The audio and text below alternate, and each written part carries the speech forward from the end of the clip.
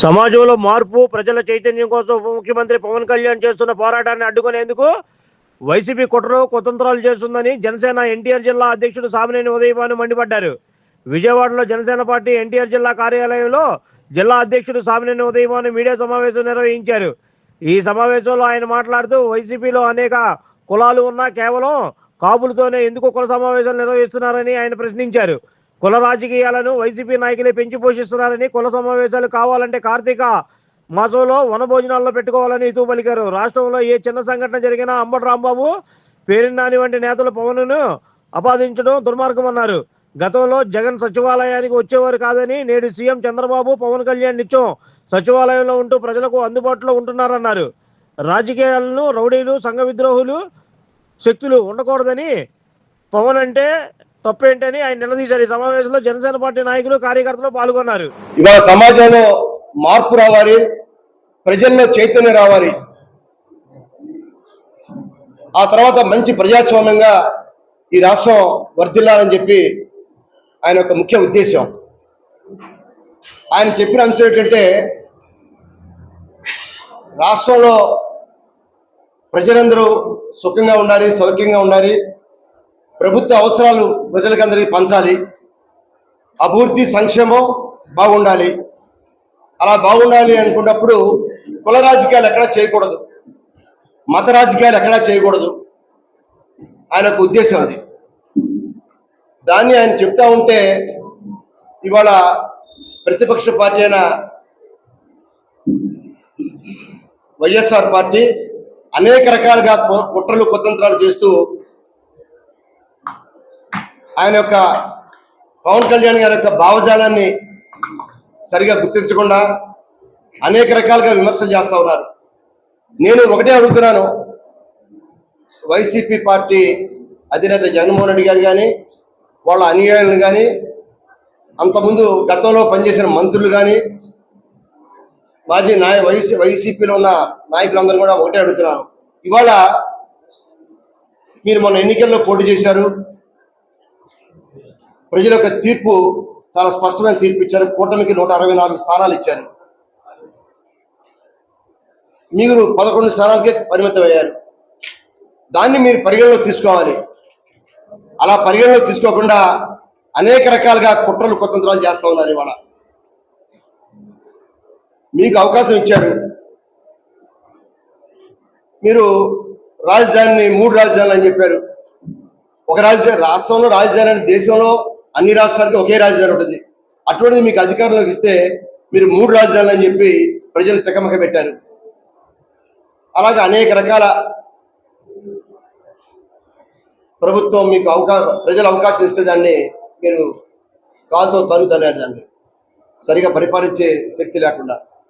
ఇవాళ YCP party Kakinada నిన్న తూర్పుగోదావరి జిల్లా వెంకటాయపాలెంలో సమావేశం ఏర్పాటు చేశారు.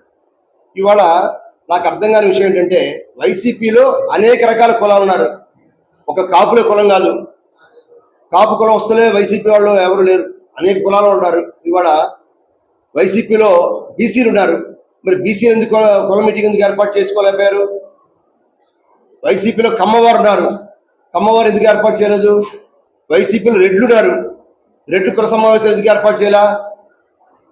వైసీపీలో ఎస్సీలు ఉన్నారు, ఎస్సీలు ఉన్నారు, మరి వాళ్ళు ఎక్కడ కుల సమావేశాలు ఏర్పాటు చేయాలి? ఇప్పుడు కాపులు ఎందుకు ఏర్పాటు చేయాల్సి వచ్చింది అంటే, దీనికి పవన్ కళ్యాణ్ గారిని వ్యతిరేకించాలి, పవన్ కళ్యాణ్ గారి యొక్క ఆయన మీద ఉన్న అభిమానం తగ్గించాలి, ఆయన ఏ విధంగా అనగదొక్కాలనే ఒక కుట్ర కుతంత్రం, ఆయన మీద ఉన్న అక్కస్తోటి ఆయన ఏదో రకంగా మొన్న కాకినాడలో జరిగిన సమావేశాల్లో మాట మంచి కార్యక్రమం అనేక రకాల విషయాలు రాష్ట్ర శ్రేయస్సు కోసం మాట్లాడిన విషయాన్ని దాన్ని వ్యతిరేకించాలని చెప్పి ఆ సమావేశాన్ని ఏర్పాటు చేయడం ఒక ముఖ్య ఉద్దేశం. కాబట్టి ఇవాళ వైసీపీ పార్టీ అనేది అది ఒక సిద్ధాంతం లేని పార్టీ. అది వాళ్ళకి ప్రజలు అవకాశం ఇస్తే దాన్ని సరిగ్గా పరిపాలించలేక ప్రజలు దాన్ని తిరస్కరించారు. ఇవాళ ముఖ్యమంత్రిగా జగన్మోహన్ రెడ్డి గారు పనిచేశారు 5 సంవత్సరాలు. కరోనా సమయం సంవత్సరం పాటు తీసేద్దాం, మిగిలిన సమయంలో ఆయన ఎన్నిసార్లు సచివాలయ సెక్రటరీకి వచ్చారు చెప్పండి?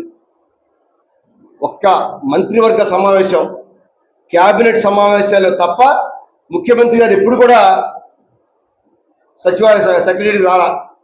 ముఖ్యమంత్రి ఎప్పుడైతే రాలేదో మంత్రులు సెక్రటరీకి వచ్చేవాళ్ళు కాదు.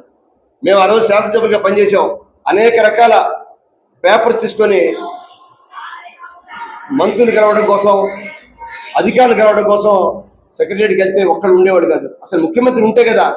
మరి ఇవాళ ముఖ్యమంత్రి చంద్రబాబు నాయుడు గారు కానీ, మిగతా మంత్రులు కానీ, ఉప ముఖ్యమంత్రి కానీ అందుబాటులో ఉంటున్నారు. వాళ్ళ సెక్రటరియట్ తిరుగుతూ ఉన్నారు. వాళ్ళ ఏ కాగితం వల్ల కూడా ఒక ప్రజాప్రతినిధి ఆ పేపర్ని ఇచ్చి అధికారులతో చర్చించడానికి అవకాశం ఉంది వాళ్ళ ప్రభుత్వంలో.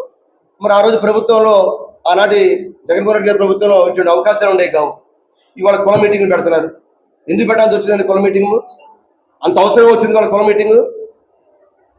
మీరు కుల మీటింగ్ పెట్టుకోవాలంటే వనభోజనాలు ఉన్నాయి, కార్తీక వన సమారాధనలు ఉన్నాయి, అప్పుడు పెట్టుకోండి. ఏ కులం కాకుండా పెట్టుకున్న తప్పు లేదు. అందులో ఎప్పటి నుంచో సమాజంలో వస్తూ ఉంది. ఇవాళ రాజకీయాల్లో కులాలు ఉండకూడదు, మతాలు ఉండకూడదు అనేది సిద్ధాంతం. కులం మతాలకి అతీతంగా ఉండాలన్నదే పవన్ కళ్యాణ్ గారి యొక్క సిద్ధాంతం. అలానే ఆయన టెర్రరిస్టులు కానీ, రౌడీలు కానీ, సంఘ విద్రోహ శక్తులు కానీ రాజకీయాల్లో నాయకులుగా ఉండకూడదు అన్నారు. తప్పులేదు అందులో. రాజకీయ నాయకుడిగా ఉండవలసిన వాడికి లక్షణాలు ఏంటి? మంచి లక్షణాలు ఉండాలి. అతనికి ప్రజాసేవ చేయాలని లక్ష్యం ఉండాలి. అటువంటి లక్షణాలు లేకుండా రౌడీలు, అలానే కేసులు ఉన్న వాళ్ళు, కేసులు నిరూపించిన వాళ్ళు, నిరూపించబడిన వాళ్ళు, కోర్టులో నిరూపించబడిన వాళ్ళు రాజకీయంలో ఉండకూడదు అని ఆయన అన్నాడు. కాబట్టి ఇవాళ మేము స్పష్టంగా తెలియజేస్తున్నాం, కులం మత రాజకీయాలకి వ్యతిరేకం. అలానే రాజకీయాలు కులం మతం చుట్టూ జరగకూడదు. అలానే రాష్ట్ర దేశ శ్రేయస్సు ప్రధాన లక్ష్యంగా ఉండాలి నాయకులకి. సమాజాన్ని విభజించే రాజకీయాలు దూరంగా ఉండాలి. రాజకీయాలు చేసేవాళ్ళు సమాజాన్ని విడగొట్టకూడదు, సమాజంలో బాగుండాలి. సమాజంలో విభజించి పరిపాలించే పరిస్థితి నాయకులకు ఉండకూడదు. కాబట్టి ఇటువంటి విషయాల గురించి ఆయన ప్రత్యేకంగా చెప్పారు. అలానే కులం ఉండొచ్చు, కులం మధ్య ఐక్యత ఉండాలి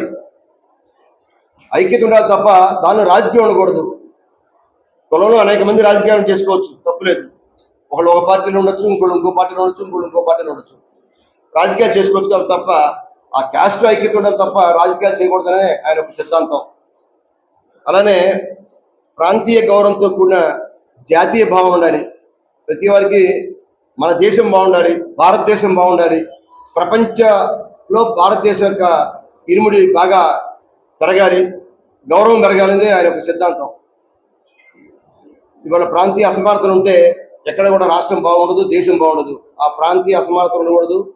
కాబట్టి ఆయన యొక్క సిద్ధాంతాన్ని రాష్ట్రంలో చాలా మంది గౌరవిస్తున్నారు. చదువుకున్న ప్రతివాడు, ఉద్యోగస్తులు, విద్యార్థులు, రిటైర్డ్ అయిన ఉద్యోగస్తులు, సమాజం మీద ప్రేమ ఉన్న వాళ్ళందరూ కూడా ఈయన యొక్క భావజానాన్ని మెచ్చుకుంటూ ఉన్నారు. కేవలం కుట్రలు కుతంత్రాలు చేసే వాళ్ళకి నచ్చపోవచ్చు పవన్ కళ్యాణ్ యొక్క భావజానం. అలానే దేశాభివృద్ధి కోసం మనందరూ పనిచేయాలి, విశాల దృక్పథంతో రాజకీయాల్లో పాల్గొనాలి, దేశభక్తి మరియు సామాజిక ఐక్యత ఉండాలి. కాబట్టి ఆయన మొట్టమొదటి కోరుకునేది కూడా మన ఢిల్లీలో కూడా దక్షిణ భారతదేశంలో ముఖ్య రాష్ట్రాలు తమిళనాడు కానీ, కేరళ కానీ, కర్ణాటక కానీ, పాండిచేరి కానీ అనేక రాష్ట్రాల నుంచి కూడా ఢిల్లీలో ఒక ముఖ్యమైన సమావేశం ఏర్పాటు చేశారు. సమైక్యత, సమగ్రత, దేశ అందరూ పాటుపడాలి, మతాతీత రాజకీయాలు ఉండాలి అనే ఒక ఆయన సిద్ధాంతంతో ఇవాళ దేశ రాజధానిలో సమావేశాలు ఏర్పాటు చేశారు. ఆ సమావేశానికి కూడా చాలా మంది శాసనసభ్యుల్ని, మాజీ శాసనసభ్యుల్ని, ఇతర రాష్ట్ర ప్రతినిధులు పిలిచారు. కాబట్టి ఆయన ఆ విధంగా సమావేశాలు ఏర్పాటు చేస్తా ఉంటే ఇవాళ ప్రతిపక్ష పార్టీ వైఎస్ఆర్ పార్టీ అనేక రకాలుగా కుట్ర కుతంత్రాలు చేస్తున్నారు. కాబట్టి దీనంతా కూడా ప్రజలు ఎవ్వరు కూడా దాన్ని అభిమానించి అందరూ తిరస్కరిస్తున్నారు. కాబట్టి తప్పకుండా ప్రజలు బాగుండాలి, రాష్ట్రం బాగుండాలి, దేశం బాగుండాలని ఒక దృక్పథంతో ఆయన ముందుకెళ్తామని చెప్పి తెలియజేస్తున్నాం. Like, subscribe and press the bell icon for new updates.